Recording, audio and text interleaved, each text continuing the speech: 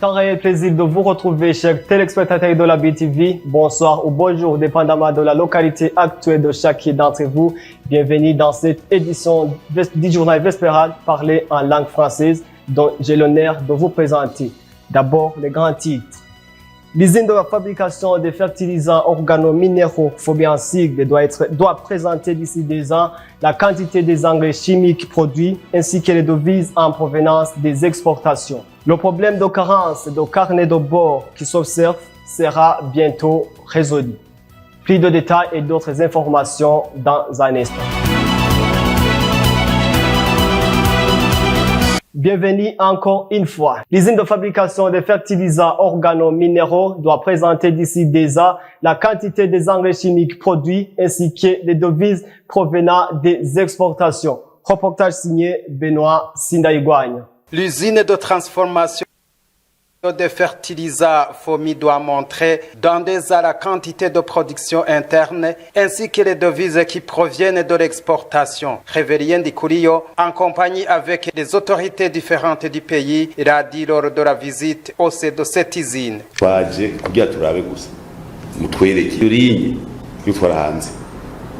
Nous sommes venus pour vous demander la quantité de production prête à être exportée, à quand vous allez commencer à exporter. Projection dans 2 ans, les devises qui proviendront de l'exportation ainsi que la production pour la consommation locale. C'est ce que nous voulons pour les futurs meilleurs. Est-ce que dans 2 ans, nous aurons une production de la matière première à exporter et à utiliser localement sans oublier les carburants?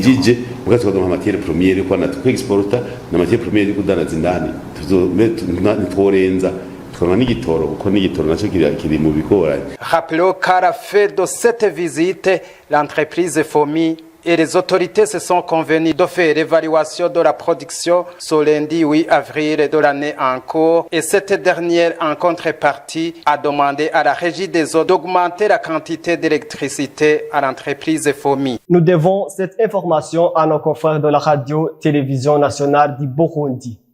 Page transport AFNA, le problème de carence et de carnet de bord qui s'observe sera à bientôt résolu. Cela a été dit par Denis Boukourou, directeur général de l'Office du transport en commun. Ces propos interviennent après des lamentations des chauffeurs de différents supports de transport. Gilles Verne Nakiman. Après les lamentations des conducteurs de véhicules suite au manque de carnet de bord délivré par l'Office de transport en commun au TRACO, Denis Boukourou, le directeur général de cet organe, les tranquillise en les assurant la disponibilité très proche de ces derniers. Oui, exactement. Il y a un pénurie de ce carnet de bord pour le contrôle technique et aussi de permis de transport. Le problème réside sur la rupture de stock pour le partenaire qu'on travaille avec le TRACO. Nous avons essayé de chercher des solutions possibles. La première solution, c'est de faire une prolongation. Après avoir fini les services de contrôle technique, on prolonge ici le récit du client, c'est jusqu'au 31 mai 2024. La deuxième solution, c'est de trouver, suivant les recommandations ici du Conseil des ministres, du 5 juillet 2023, produire localement le certificat de contrôle technique et aussi de permis de transport. Denis Boukourou indique qu'il reste des procédures administratives pour que ce nouveau système soit opérationnel. Nous avons essayé de concevoir un système capable de faire ça. Jusqu'à présent, la société n'est pas encore en service. On attend des procédures d'autorisation venant des autorités. Vous saurez que ces carnets de bord sont commandés à l'étranger, tandis que ce nouveau système conçu par les Burundais sera digitalisé localement, donnant ainsi la possibilité aux agents de sécurité routière de détecter facilement toutes sortes de fraudes. Tout cela a un prix abordable. Au sein de l'agence routière du Burundi, il y a la planification de réhabiliter certaines routes à mairie de Bujumbura, de même qu'à l'intérieur du pays. Tels sont les propos de lieutenant-colonel Constantin Bigirimana, il est directeur général de l'agence routière du Burundi. Plus de détails avec Annie Laurine Kakouz.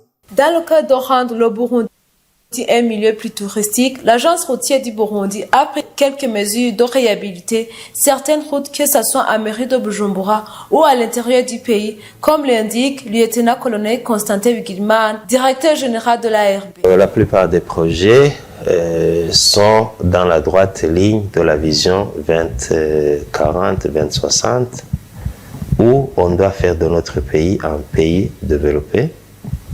Et pour le développement de ce pays, on a besoin de la praticabilité de presque toutes les routes. C'est à plus de 90%. Il faudra que les routes soient en bon état de praticabilité. Et pour ça, on donne la priorité aux routes qui relient les communes. On donne aussi la priorité aux routes qui mènent vers les infrastructures sociales au public, et notamment les centres de santé, les écoles. Donc on vise principalement là où la majeure partie de la population a besoin, dont les routes qui sont utilisées pour le développement du commerce. C'est notre priorité. Mais aussi nous avons des routes qui sont en mauvais état de praticabilité. L'une de nos préoccupations, c'est l'entretien au quotidien et la maintenance des ouvrages, les ouvrages de traversée ou les ouvrages de drainage d'eau.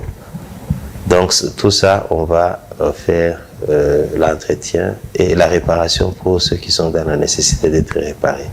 Cela est ainsi au moment où il se manifeste des difficultés pour ceux qui transportent leurs récoltes au marché d'une province à une autre. Pour l'avant-dernière actualité de notre journal, parlons santé. Les cicatrices et brûlures sont parmi les facteurs importants influençant l'apparition de la maladie de kéloïde qui attrape les personnes à faible immunité, comme l'explique Dr Boaz Nibitang. Encore une fois, Annie-Laurine Kakouz. Cicatrices, brûlures sont parmi les facteurs de l'apparition de la maladie de kéloïde qui attrape une personne à faible immunité, comme l'explique Dr Boaz Nibitang.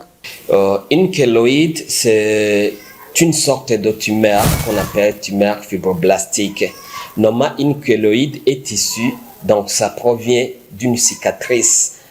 Une cicatrice, lorsque un patient avec une cicatrice avec excès de protéines de type collagène, donc ça provoque, donc au type collagène, au cours de la cicatrisation de cette plaie, ça peut causer une excroissance de la peau. Au niveau de la peau, au niveau du lieu où il y a une cicatrice, ça crée une excroissance, une augmentation de la peau et ça survient sous forme d'une tumeur. Donc les kéloïdes souvent proviennent d'une plaie cicatrisée ou d'une brûlure ou un acné ou au niveau d'une site d'incision chirurgicale. Lorsqu'on fait une intervention chirurgicale, une opération au niveau du site d'incision, il se venir une kéloïde. Les kéloïdes, normalement, ça survient chez un patient avec une immunité qui est basse. Dr Boaz Nibitang ajoute que cette maladie est curable et comment s'en prévenir. C'est une pathologie qui peut être traitée et guérir. Il y a des traitements à base d'injection, il y a des traitements à base de crème qu'on peut juste mettre sur la kéloïde. Le problème qui est là où les inconvénients qui sont là, c'est parce que ça crée une irritation. Un patient avec une kéloïde est gêné parce que parfois il a des grattages ou des douleurs au niveau d'une kéloïde. On peut se prévenir d'une kéloïde, donc en se prévenant des plaies. Donc c'est difficile de se prévenir d'une blessure parce que parfois il y a des blessures qui surviennent comme ça spontanément sans toutefois prévenir ça. Kéloïde fait partie des tumeurs appelées tumeurs fibroplastiques. Ainsi, cela ne cause pas de cancer. Chacun peut être expert dans son domaine. Tu peux être expert en toute analytique. Tu sais qui sera la prochaine star de la saison. Tu peux être expert de tous les matchs.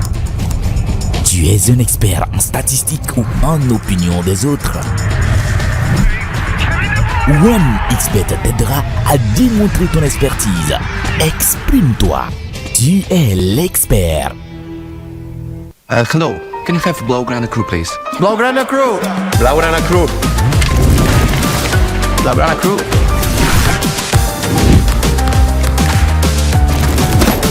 Here is the Blaugrana Crew. Rejoignez le Blaugrana Crew, participez à la promotion et gagnez des prix offerts par 1xBet et le FC Barcelone.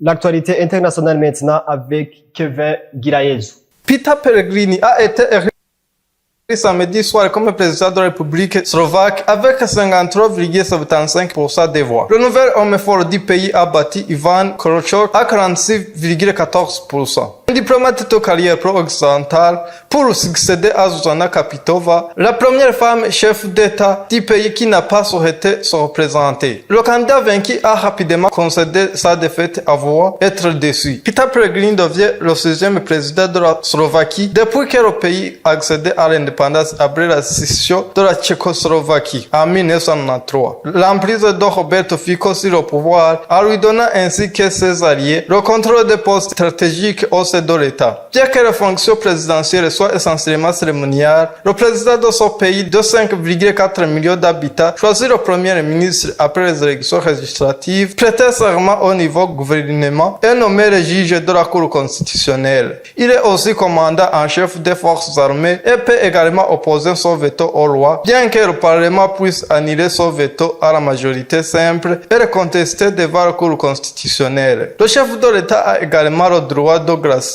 les condamnés. Quant à Peter Pellegrini, 48 ans favorable à un rôle fort de l'État, il dirige le parti gauche GLAS qui avait terminé 3e aux législatives. Il avait alors rejoint une coalition gouvernementale avec FCO et le Parti national slovaque ultranationaliste. Après cette élection présidentielle, les critiques craignent que la Slovaquie n'abandonne sa voie pro-occidentale et suivi la direction de la Hongrie. Le gouvernement slovaque, dès qu'il a été installé, a immédiatement interrompu toute livraison d'armées à l'Ukraine. Récemment, des milliers de personnes sont manifestées à plusieurs reprises dans toute la Slovaquie pour se rassembler contre la politique pro-russe du gouvernement et pour protester contre le projet de la modification du code pénal et de réformer des médias publics.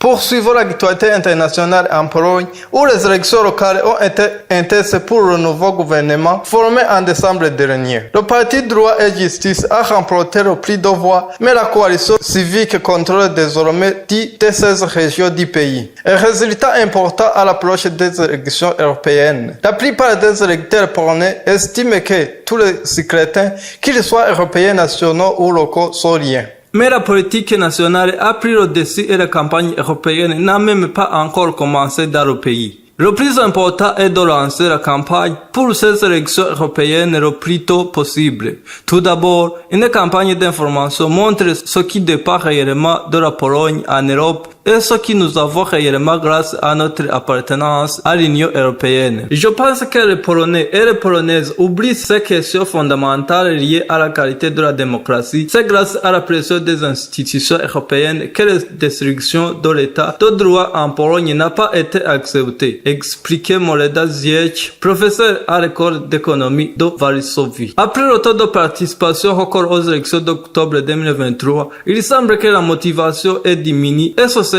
un défi de mobiliser les Polonais pour qu'ils participent aux prochaines élections européennes. À vous tous qui avez consacré votre temps à suivre notre journal, c'est par ici que prend fin notre édition. Merci de l'avoir suivi. Que Dieu vous bénisse.